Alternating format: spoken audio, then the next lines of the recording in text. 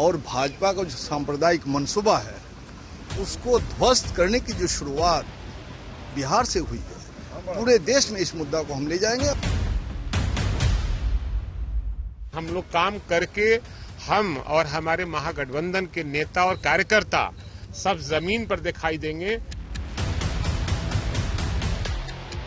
BJP वाला तो जिस तरह से तानाशाही कर रहा था बिहार में, लोग देख ही रहे थे। सुबह के 10 बज चुके हैं। आप देख रहे हैं आज तक, आपके साथ मैं हूं चित्रा त्रिपाठी। आज की सबसे बड़ी खबर जिस पर लगातार आज तक पर आप बड़ी कवरेज देखेंगे, बिहार में जेडीयू से लेकर आरजेडी विधायकों में इस वक्त सिर्फ एक फोन का इंतजार है, उस फोन का जिसमें उन्हें मंत्री बनने की खुशखबरी दी गई हो। 11:30 बजे यानी कि अब से कुछ देर के बाद कैबिनेट विस्तार होगा, जिसमें जेडीयू कोटे से 11 मंत्री, आरजेडी के 15 और कांग्रेस के 2, हम से 1 विधायक को मंत्री बनाया जाएगा। ये बड़ी जानकारी निकलकर सामने आ रही है। हालांकि जेडीयू की ओर से नीतीश कुमार पुराने मंत्रिमंडल को बरकरार रखने के मूड में हैं, तो आरजेडी की तरफ से तेज प्रताप के घर खुशियों के ढोल बजने लगे हैं। बड़ी खबर इस वक्त की आपको देते हैं। बिहार में आज नीतीश मंत्रिमंडल का विस्तार होना है, जिसको लेकर तैयारियां जोरों पर चल रही हैं। आज 30 विधायक मंत्री पद की शपथ लेते हुए आपको दिखाई देंगे। आरजेडी से होंगे 16, जेडीयू से 11 होंगे, कांग्रेस पार्टी से 2 मंत्री बनाए जा सकते हैं, हम से जीतन राम मांझी की पार्टी से 1 को जगह दी जा सकती है। ये बड़ी जानकारी निकलकर सामने आ रही है। बिहार में आज 30 मंत्री ले सकते हैं शपथ। आपको ये भी बताते चले, कांग्रेस पार्टी में उठापटक का दौर देखने को मिल रहा है। खबर यह है कि इस वक्त मुरारी लाल गौतम और अफाक आलम की लॉटरी लग सकती है।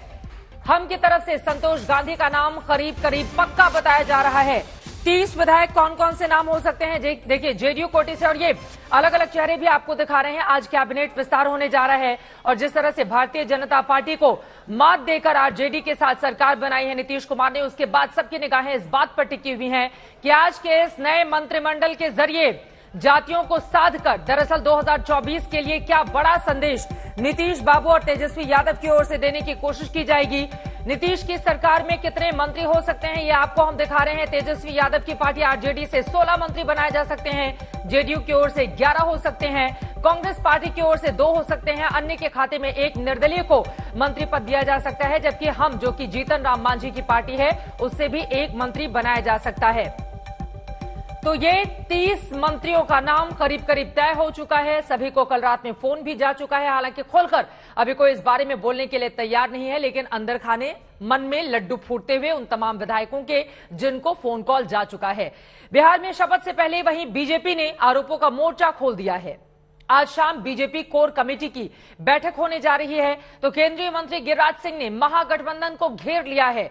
ये पूछा है कि नौकरियों के वायदे पर क्या चाचा और भतीजे में होड़ लगी हुई है। ये रिपोर्ट देखिए, नीतीश के एक बयान के बाद किस तरह से बीजेपी की ओर से आरोपों की जा रही है बौछार। 20 साल नीतीश बाबू मुख्यमंत्री का रिकॉर्ड तोड़ेंगे जैसा लोग कह रहा, लेकिन ये ऐसे मुख्यमंत्री हैं जो अमरलता हैं, कोई वृक्ष नहीं बन पाए। मुख्यमंत्री तो बने रहे, लोग पूछते हैं क्या खासियत है, हमके वही खासियत है जो अमरलता में है। वो जिस पेड़ पे चढ़ता है उसका पत्ता ढक जाता है, ये वो हरा भरा पीला दिखता है। और अभी कंपटीशन इनका हो गया है भतीजा से, क्योंकि सत्ता की चाबी अब उसके हाथ में चला गया है। तो वो भी 10 बोला, ये 20 बोले, 30 बोले। याद रखें, एक एक पाई का हिसाब जनता को देना पड़ेगा। ब्लू प्रिंट आपने क्या बनाया है, या केवल जुबान से कंपटीशन में कह देना है 10 लाख वो कहा तो 20 लाख कह दें, 30 लाख कह दें। लेकिन बिहार राजनीतिक दृष्टि से परिपक्व है। आप ब्लू प्रिंट भी राज्य की जनता के सामने रखें कि भतीजा चचा में कंपटीशन में ये रोजगार कैसे कैसे होगा। दरअसल केंद्रीय मंत्री गिरिराज सिंह अगर निशाना साध रहे हैं तो इसके पीछे की बड़ी वजह यह है, आपको बता दें, कल नीतीश कुमार की ओर से ध्वजारोहण के समारोह के दौरान इस बारे में ऐलान किया गया कि तेजस्वी यादव ने जो 10 लाख सरकारी नौकरी का वादा किया है, इसके इतर जाकर हम 10 लाख और रोजगार की व्यवस्था करेंगे। इसी को लेकर अब बीजेपी हमलावर है, जिसको लेकर सवाल पूछे जा रहे हैं कि आखिर नीतीश कुमार जब बीजेपी के साथ थे तो उस दौरान उनकी ओर से मना किया गया था कि इतने रोजगार संभव ही नहीं है और तेजस्वी यादव पर जमकर निशाना भी साधा था। लेकिन अब वही तेजस्वी के सुर में सुर मिलाते हुए, लेकिन इन सब के बीच आपको बताते चले आज ये जो मंत्रिमंडल का विस्तार होने जा रहा है, इसके जरिए दरअसल 2024 को साधने की कोशिश की जा रही है नीतीश कुमार तेजस्वी यादव की ओर से। माना जा रहा है कि पिछड़ा अति पिछड़ा को खास तवज्जो दी जाएगी, कुछ ऊंची जातियों को भी साधने की कोशिश की जाएगी, बीजेपी की भी वोट बैंक में सेंधमारी की कोशिश होगी, उन चेहरों को भी तवज्जो दी जा सकती है जो उस जाति का प्रतिनिधित्व करते हो जिस पर भारतीय जनता पार्टी की मजबूत पकड़ बिहार में रहती है। लेकिन जो संभावित चेहरे हैं, संभावित जिनको फोन कॉल गया है, वो मंत्री बनाए जा सकते हैं। सूत्रों के हिसाब से ये जानकारी हालांकि खुलकर बोलने के लिए कोई तैयार नहीं है, लेकिन उन संभावित चेहरों की ओर से क्या कुछ दी गई है आज के इस कार्यक्रम को लेकर जानकारी जरा सुनिए। तो जब आप लोग कोई पार्टी रिसोर्सेज से कंफर्म सूची निकालिएगा तो उसी को हम भी पढ़ेंगे। सच्चाई ये है कि हम लोगों तक अभी कोई सूचना नहीं है, लेकिन 1 to 1 नहीं बातचीत के लिए नहीं बुलाया गया। नो रूटीन वर्क में उपलब्ध एमएलए अपने नेता से मिलने आते हैं और प्रणाम पाती करते हैं, सब लोग करते हैं, उसी में मैं भी आया भैया। जिनके नाम चल रहे हैं वही आज पहुंचे। नहीं ऐसा नहीं है, ऐसा नहीं है, हमको नहीं लगता है ऐसा। मेरा नाम चल रहा है, 6 दिन से आप लोग चला रहे हैं, हमको आज तक पता नहीं है, पता नहीं कब पता होगा। हमको लगता है हमसे पहले आप ही को कहीं पता हो जाए, नहीं सच्चाई है। लेकिन वो तो ले लेंगे। अब ये कहीं बताइए, तो पार्टी के लीडर न तय करेंगे कि हम ही तय कर लेंगे, माननीय मुख्यमंत्री जी तय करेंगे। तो दिल्ली चले गए थे तो भेंट नहीं हुआ था, इसलिए उनको बधाई शुभकामना देने आए। कहा जा रहा है कि आप भी मंत्री बन रही हैं। ऐसा नहीं कुछ है। मिठाइयाँ रेडी हैं? मिठाई तो एकदम रेडी है, हर समय रेडी है। ऑर्डर दे दिया आपने? एकदम मिठाई तो बांटेंगे ही। कौन सा मंत्री बनना चाहते हैं? नहीं मंत्री के लिए नहीं, जब हमारे माननीय मुख्यमंत्री बन गए हैं, नया गठबंधन बना है और आदरणीय तेजस्वी जी उप मुख्यमंत्री बन चुके हैं, तो मिठाई तो स्वतः ही खिलाएंगे, एकदम खिलाएंगे।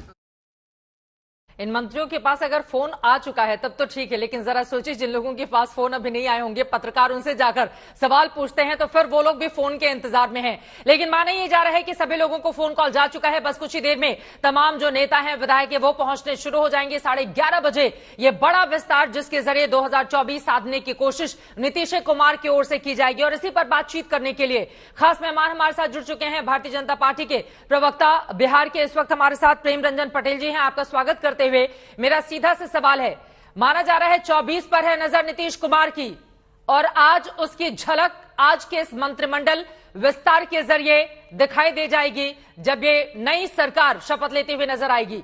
अब एक तरफ मुख्यमंत्री होंगे, उप मुख्यमंत्री, और दूसरी तरफ उनका मंत्रिमंडल। क्या है बीजेपी की प्रतिक्रिया इस पर, किस तरह से आप लोग देख रहे हैं, क्या समीकरण साधने की कोशिश की जाएगी जेडीयू और आरजेडी की ओर से? मंत्रिमंडल का विस्तार ये मुख्यमंत्री का विशेषाधिकार होता है। जब मुख्यमंत्री नए सिरे से गठबंधन किए हैं तो निश्चित तौर पे जो है मंत्रियों का भी विस्तार करेंगे, नए मंत्री बनेंगे, गठबंधन के सहयोगी पार्टियों को मंत्री बनाने का काम करेंगे। अपने पार्टी से किनको रखना किनको नहीं रखना ये मुख्यमंत्री का स्वयं तय करना है कि किनको रख रहे हैं। लेकिन इसको 24 से जोड़ करके देखेंगे तो मुझे लगता है कि उचित नहीं होगा। 24 का जो चुनाव होता है ये कोई विधानसभा का, लोकसभा का चुनाव कोई विधानसभा के स्तर से नहीं होता है, वो देश की राजनीति के लिए चुनाव होता है, किसी राज्य के चुनाव के लिए नहीं होता है। मंत्रियों के समीकरण को साधना ये राज्य की स्थिति पर निर्भर करता है, राज्य के चुनाव पर ये इसका लाभ प्राप्त हो सकता है। लेकिन अगर जो ऐसे पूरे परिप्रेक्ष्य में और राष्ट्रीय स्तर पर देखेंगे तो इसका कोई लाभ इससे प्राप्त नहीं होने वाला है। और जहां तक मैं तो कहता हूं कि 24 में कोई जो ऐसे विकल्प ही नहीं है, नरेंद्र मोदी जी का चेहरा है। लेकिन नीतीश कुमार तैयारी तो उसी बात की कर रहे हैं। और 2014 में भले ही नीतीश कुमार की पार्टी को 2 सीटें मिली हो, लेकिन 16% वोट उन्होंने जरूर हासिल किए थे और शायद यही आंकड़े हैं जो उनको जोर से लबरेज कर रहे हैं। और नीतीश कुमार 2024 के लिए विरोधियों को साधने की कोशिश कर रहे हैं। लेकिन आज के उनके इस मंत्रिमंडल विस्तार पर सभी की निगाहें टिकी हुई हैं। अपने बाकी मेहमानों के पास भी हम चलेंगे, लेकिन उसके पहले आपको बता देते हैं, दरअसल नौकरियों के वादे पर नीतीश तेजस्वी बीजेपी के निशाने पर है। सबसे बड़ा सवाल बिहार में नौकरी को लेकर इस वक्त खड़ा हो गया है। पहले 10 लाख और उसके बाद 20 लाख नौकरियों का वादा नीतीश तेजस्वी कर चुके हैं और यही वादा याद दिलाकर भारतीय जनता पार्टी उनको लगातार घेर रही है। सुनाते और दिखाते हैं चाचा भतीजे के 20 लाख के वो वादे। हर तरह से आप समझिए उसके रोजगार के लिए नौकरी और रोजगार दोनों का इंतजाम इतना करवाएंगे, सरकारी और सरकार के बाहर भी हर तरह से इतना ज्यादा काम बढ़ना चाहिए कि ये हो जाएगा। तो हम लोगों का मन तो है कि भाई इसको तो हम लोग 20 लाख तक पहुंचाएं। इसके लिए पूरे तौर पर हम लोग हर जगह इन सब चीजों को काम करेंगे, ताकि ये सब काम में आप समझ लीजिए कितना ज्यादा होगा। कि महिलाओं के लिए क्या किया, जब हम लोगों को मौका मिला तो 2006 में पंचायती राज में और 2007 से नगर निकायों में महिलाओं के लिए 50% का आरक्षण दिया गया। अब कितनी बड़ी संख्या में अब महिलाएं पंचायती राज में और नगर निकायों में काम रह रही। आप जरा इसकी कल्पना कर लीजिए कितनी बड़ी बात हो गई है। तो आप देख लीजिए, और पंचायती राज संस्थाओं का तो 4 चुनाव हो चुका और नगर निकायों का भी चौथा बस होने वाला है। तो इस सब जगह जितनी बड़ी संख्या में हम लोगों ने किया है, तो और उसके अलावे साथ में ही हम लोगों ने प्राथमिक शिक्षक नियोजन में महिलाओं का 50% का आरक्षण किया। उन्होंने साफ तौर पे कहा कि 10 लाख नौकरी देंगे और हम लोग चाहते हैं कि इसको 20 लाख किया जाए, और 10 लाख नौकरी के अलावा भी रोजगार जो है अलग से उसमें भी हम लोग जो है क्रिएट करने का काम करेंगे, ताकि जो बेरोजगारी जो सबसे बड़ा मुद्दा जो है उसको कहीं ना कहीं से जो हम लोगों की लड़ाई रही, आप लोग सब लोग देखे ही होंगे सदन से सड़क तक, या 2020 में जो हम लोगों ने मुद्दा उठाया, तो हम इसको लेकर के हम माननीय मुख्यमंत्री जी को धन्यवाद देते हैं। ये युवाओं की जीत है, ये बिहार की जीत है, ये युवाओं की आकांक्षाएं, अपेक्षाएं और विश्वास की जीत है। इसलिए, और ये हम तो पहले ही कहते थे ना कि हम ही लोग वादा पूरा करेंगे, ये भाजपा के लोग थोड़ी ना वादा पूरा करेंगे। अब बताइए कि भाजपा के लोग अब ये बोलेंगे कि रेवड़िया बटरी है। हम लोग सच्चे समाजवादी लोग हैं, जो कहते हैं वो करके दिखाते हैं। हम लोग जुमला पार्टी नहीं है। इसलिए बिहार ने एक एग्जाम्पल सेट किया है, एक मापदंड तय किया है, एक लकीर खींची है, उस पूरे देश में जो है इसका संदेश गया है, और यही असल मुद्दा जो है पूरे देश में होने वाला है। तेजस्वी यादव को आप सुन रहे थे। आपको बता दें, जब चुनावों के दौरान बीजेपी के साथ थे नीतीश कुमार, तो तेजस्वी के 10 लाख रोजगार के वादे पर उन्होंने सवाल पूछा था कि पैसा कहां से लाइएगा। 1,44,000 करोड़ से ज्यादा हर साल की जरूरत पड़ेगी, और अब तो नीतीश कुमार ने दोहरा वाला दांव यानी कि 20 लाख रोजगार का वादा कर दिया है। मृत्युंजय तिवारी जी आरजेडी के नेता हमारे साथ जुड़ चुके हैं। अब मृत्युंजय जी, पलटकर वही सवाल जो नीतीश कुमार ने पूछा था, 10 लाख नौकरी के लिए 1,44,000 करोड़, तो 20 लाख के लिए डबल कर लीजिए, कहां से लाएगा इतना पैसा हर साल? वादा तो वादा है, और नीतीश कुमार ये भी कहते हुए नजर आ रहे थे कि आसमान से तोड़कर लाएगा क्या पैसा। तेजस्वी से पूछा था ये, तो अब बताइए जरा पैसा कहां से आएगा इतनी बम्पर नौकरियों के लिए? देखिए चित्रा जी, संकल्प शक्ति और इच्छा शक्ति के बल पर कुछ भी संभव है। ये दशरथ मांझी का आपने नाम सुना होगा बिहार में, जिन्होंने पहाड़ को काट कर रास्ता बना दिया था। उस समय आदरणीय मुख्यमंत्री नीतीश कुमार जी बीजेपी के साथ थे। आज आदरणीय नीतीश कुमार जी और तेजस्वी यादव जी की सरकार है, जहां रोजगार की भरमार है। 10 लाख रोजगार नौकरी तो देंगे ही, अब 20 लाख, अब रोजगार का 10 लाख और सृजन होगा। नौजवानों के चेहरे पर खुशी देखिए चित्रा जी, माताओं बहनों के चेहरे पर खुशी देखिए, गरीबों मजदूरों के चेहरे पर खुशी देखिए। ये है बिहार में जो नीतीश कुमार जी और तेजस्वी जी की सरकार बनी है, काम करने के लिए बनी है। ये अब रोजगार पर बीजेपी के नेता बात करने लगे हैं, अब रोजगार के मुद्दे पर बहस हुई है। ये देश में एक संदेश जाएगा। अब जो लोग हिंदू मुस्लिम की बात कर रहे थे, जो लोग इधर उधर की बात कर रहे थे, अब वो रोजगार पर सवाल तो कम से कम कर रहे हैं। ये है तेजस्वी यादव जी की जीत। जब सरकार में आए हैं तो एक सप्ताह के अंदर ही 20 लाख नौजवानों को, अरे पूछा गया पैसा कहां से आएगा, नीतीश कुमार यही तो कह रहे थे कि 1,44,000 करोड़ 10 लाख रोजगार सरकारी नौकरी के लिए कहां से लेकर आएगा। अब तो ऐसा लग रहा है जेडीयू आरजेडी में होड़ मच गई है, लेकिन देंगे कहां से रोजगार, ये सवाल तो बड़ा है ना। और मुझे तो नीतीश कुमार का चुनाव के दरमियान दिया गया वो बयान भी याद आता है, जब वो ये कहते थे कि यहाँ पर समंदर थोड़ी ना है, कहां से आएगा उद्योग। जहां चाह है वहां राह है। हम संकल्प लिए हैं तो पूरा करेंगे। आप भी देखेंगे, देश की जनता भी देखेगी, बिहार के नौजवान, बिहार की जनता भी देखेगी। अब ये सरकार नौजवानों को 20 लाख रोजगार देगी। आदरणीय मुख्यमंत्री, बात करने का हुनर बहुत काम आता है, लेकिन बात करने से खाली काम नहीं चलता है। कहां से पैसा लाएगा, ये सवाल बड़ा कायम है। चलिए, मैं लौटूंगी आपके पास, बीजेपी से इस बारे में प्रतिक्रिया लूंगी। जहां चाह वहां रहा, लेकिन उसके पहले संजय झा जेडीयू कोटे से मंत्री बनाए गए थे बीजेपी जेडीयू की सरकार में भी, और आज भी माना जा रहा है मंत्री पद की शपथ लेते हुए वो नजर आ सकते हैं। उनसे बातचीत की है हमारे संवाददाता सुजीत झा ने। सुनिए। हमारे साथ संजय कुमार झा हैं, जो कि नवगठित मंत्रिमंडल के महत्वपूर्ण सदस्य हैं। इनसे कुछ जानकारी प्राप्त करते हैं। कितने लोग, कितने मंत्री शपथ ले रहे हैं? कुछ ये नंबर तो मैं, क्योंकि तो मुख्यमंत्री का प्रेरोगेटिव है, लेकिन मेरे ख्याल से रेशियो वही रहता है जो पास्ट में नंबर के हिसाब से कुछ फिक्स हुआ होगा। टोटल 31 लोग का है, जहाँ तक हमें जानकारी जो देख रहा हूँ उसी बेसिस पर। ये बताइए कि ये जो सरकार बन रही है, जो मंत्रिमंडल का विस्तार हो रहा है, वो पिछली सरकार से कैसे भिन्न होगी, जो कि एनडीए की सरकार एक हफ्ते पहले हुआ करती थी, जिसमें आप मंत्री भी थे? नहीं, बिल्कुल मैं इतना जरूर कह सकता हूँ कि 16-17 साल से नीतीश कुमार जी मुख्यमंत्री हैं बिहार के, और उनके फेस पे ही हम लोग चुनाव लड़ते रहे और लोगों के बीच जाते रहे। तो जो उनके काज करने का तरीका है वो तो वही रहेगा, चाहे रूल ऑफ लॉ हो, चाहे गवर्नेंस के अन्य पैरामीटर है, वो उसी हिसाब से रहेगा। उसमें कोई तब्दीली, बदलाव, कॉम्प्रोमाइज मैं एश्योर करना चाहता हूं बिल्कुल नहीं होगा। आज तक उन्होंने नहीं किया। किसी तरह का बात कहीं होता है तो कानून के हिसाब से काम होता रहा और आगे भी होता रहेगा।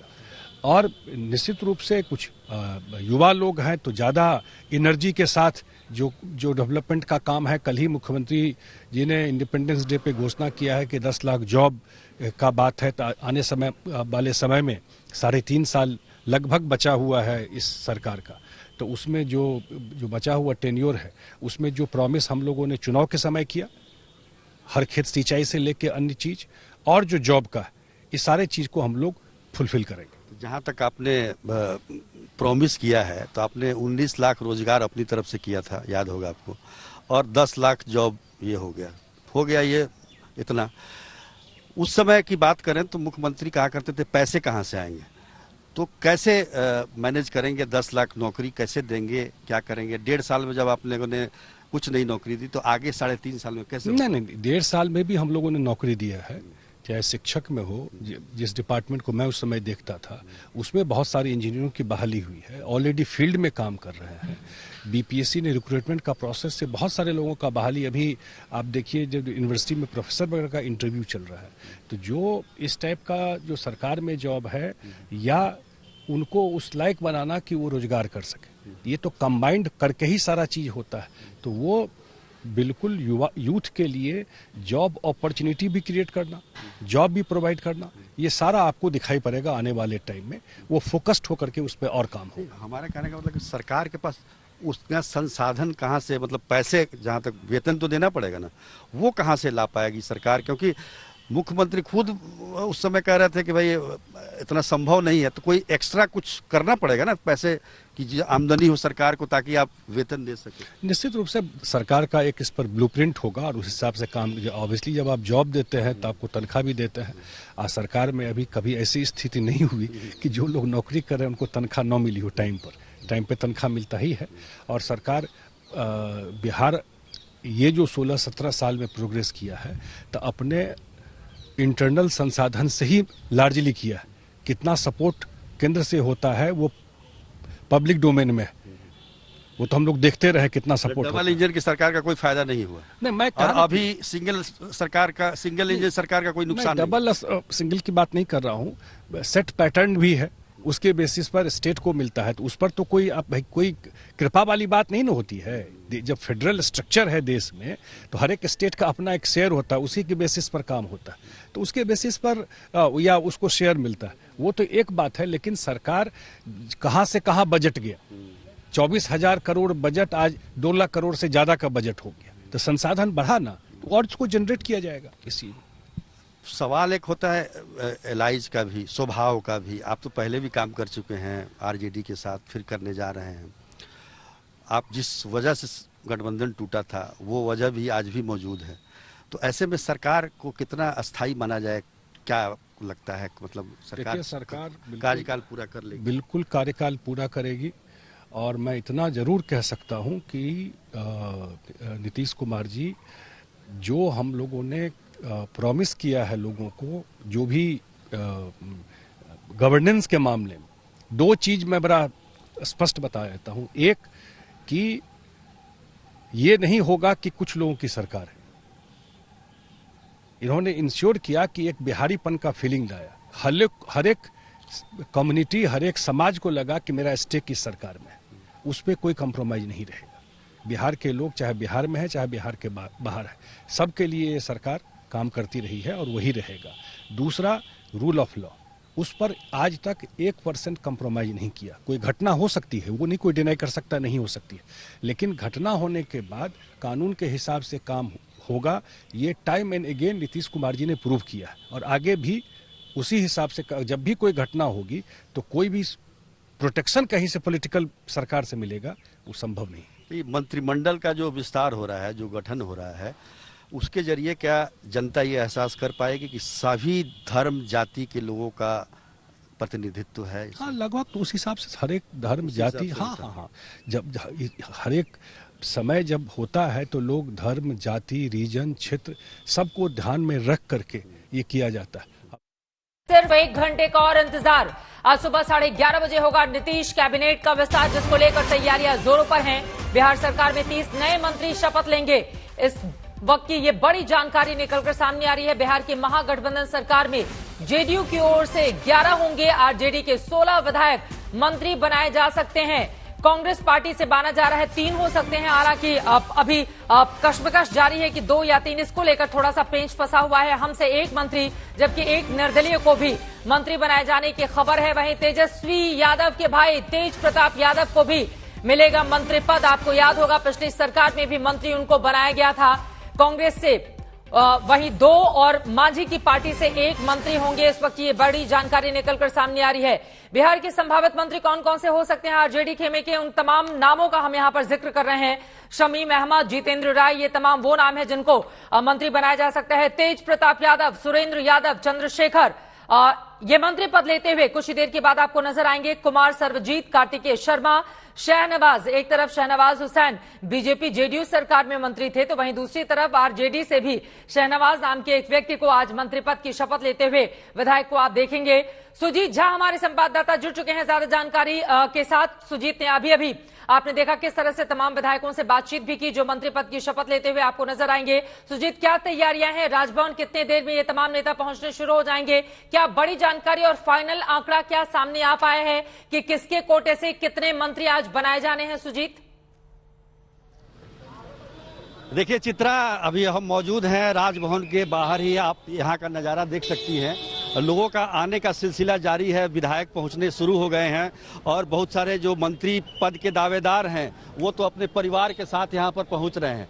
तो तैयारी पूरी है। कुल 31 विधायकों के शपथ लेने का कार्यक्रम निर्धारित है। ये कहा जा रहा है कि 31 विधायक आज शपथ ग्रहण करेंगे, जिसमें 16 आरजेडी के विधायक होंगे, 11 जेडीयू के होंगे और 1 निर्दलीय और 1 हम, यानी कि 13 जेडीयू के खाते में हो गए। कांग्रेस से 2 होंगे। कुल 31 विधायकों का आज मंत्री पद के तौर पर शपथ लिया जाएगा। तो ये पूरा गहमा गहमी आप देख रही हैं यहाँ पर राजभवन के आगे। काफ़ी संख्या में जो समर्थक हैं विधायकों के, जिनके विधायक मंत्री बन रहे हैं, उनके चेहरे पे तो खुशी है, लेकिन जिनके विधायक मंत्री दौड़ में रहते हुए मंत्री पद नहीं पा सके हैं, उनमें मायूसी है। और पिछले 3 दिनों से ये एक्सरसाइज चल रहा था यहाँ पर कि कौन मंत्री बनेगा, कौन दौड़ में शामिल रहेगा, इन तमाम चीज़ों के लिए। लेकिन आखिरी वक्त तक अभी हम ये कह सकते हैं हमने जो लिस्ट जारी की है वो संभावित लिस्ट है। फाइनल लिस्ट तो राजभवन में भेजा जा चुका है और उसके लिए तैयारी भी हो रही है। तो लेकिन हमने जो लिस्ट भेजा है वो बहुत हद तक सही है। 1-2 नाम इधर उधर जरूर हो सकते हैं, लेकिन निश्चित तौर पर जो मंत्रिमंडल ये का गठन हो रहा है, हम ये कह सकते हैं कि 2015 में भी महागठबंधन की सरकार यहाँ बनी थी और इस बार भी महागठबंधन की सरकार बन रही है। तो कोई इस तरह का वाद विवाद अभी तक सामने नहीं आया है, किसी प्रकार की कोई नाराजगी अभी तक सामने नहीं आई है। अब शपथ ग्रहण होने के बाद क्या स्थिति होती है, ज्यादा तो उत्साह नजर आ रहा है। नीतीश कुमार भी बदले से नजर आ रहे हैं। कभी 10 लाख रोजगार का वादा उनकी ओर से किया नहीं गया था, लेकिन अब तो 10 + 10 20 लाख रोजगार देने की वो हुंकार भर रहे हैं। ये भी अपने आप में दिलचस्प है। फिलहाल आपको दिखा रहे हैं वो कौन कौन से चेहरे हैं जिनको मंत्री बनाया जा सकता है। सुजीत, अब सीधे आपका रुख करते हुए, चूंकि 2015 में इसी आरजेडी और कांग्रेस के साथ जब नीतीश ने सरकार बनाई थी तो 12 जेडीयू के कोटे से मंत्री बनाए गए थे और 12 आरजेडी के कोटे से 4 कांग्रेस से थे। स्पीकर का पद नीतीश कुमार ने खुद अपने पास रखा था, लेकिन बीजेपी के स्पीकर विजय सिन्हा से मतभेद के बाद स्पीकर के पद को लेकर भी कश्मकश है। ये पद किसके पास जाएगा? और अगर ये बदला हुआ आंकड़ा नजर आ रहा है, यानी कि आरजेडी 16 और जेडीयू 11, तो ये कॉम्प्रोमाइज नीतीश कुमार क्यों कर रहे हैं इस बार? देखिए, जब 2015 की आप बात कर रही हैं तो उस समय 71 विधायक हुआ करते थे जेडीयू के और 80 के करीब इनके थे आरजेडी के। तो उसी अनुपात में ये बनाया गया है। 2020 में 43 घट के 43 पर आ गई है जेडीयू और आरजेडी तो अभी 79 विधायक है, 79 विधायक है उनके। तो निश्चित तौर पर उनका अनुपात ज्यादा है, लेकिन इसमें जो फॉर्मूला तय किया गया है वो सीधा साधा है।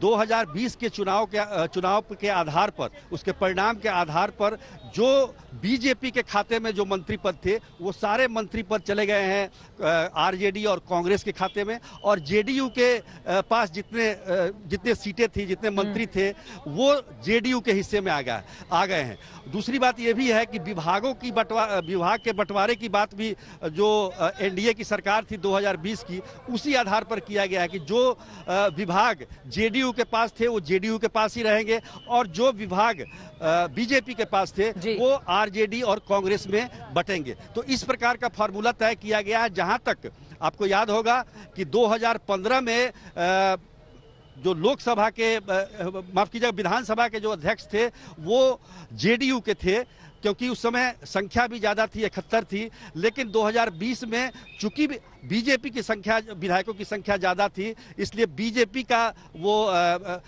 विधानसभा अध्यक्ष बनाए गए थे। उसी आधार पर इस बार भी जो अध्यक्ष होगा वो आरजेडी का होगा, ये भी तय कर लिया गया है। तो सब कुछ सेट है, और कोई मुझे नहीं लगता कि किसी तरह का विघ्न बाधा है। ठीक है, विघ्न बाधा नहीं आएगी, लेकिन बड़े सारे लोग आपके पीछे खड़े हुए हैं जो अपनी बातों को कहना चाहते हैं। उनसे आप बातचीत जरूर कीजिएगा जब मैं दोबारा आपके पास आऊंगी।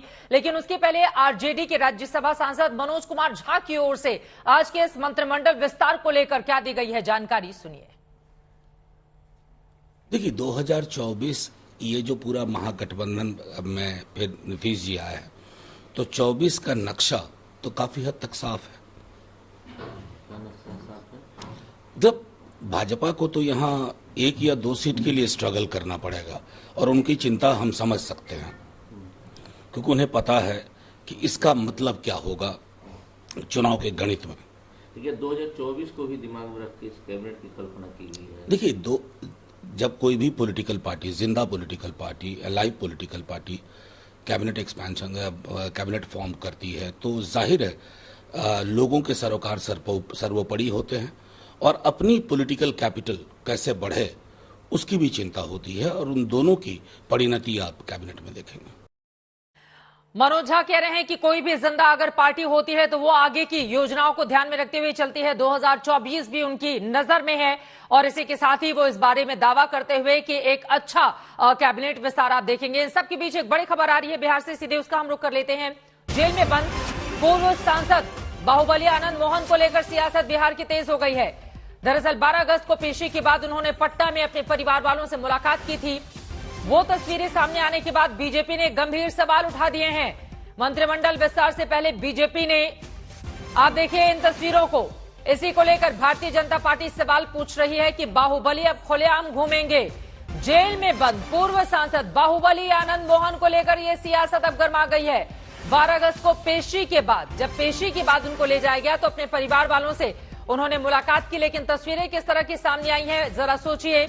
जेल में बंद एक शख्स को जब पेशी के लिए लेकर जाया जाता है और उसके बाद उसकी फोटो अगर इस तरह से सामने आएगी तो विपक्ष उसको लेकर अब सरकार को घेरने की कोशिश कर रहा है। मंत्रिमंडल विस्तार से ठीक पहले भारतीय जनता पार्टी की ओर से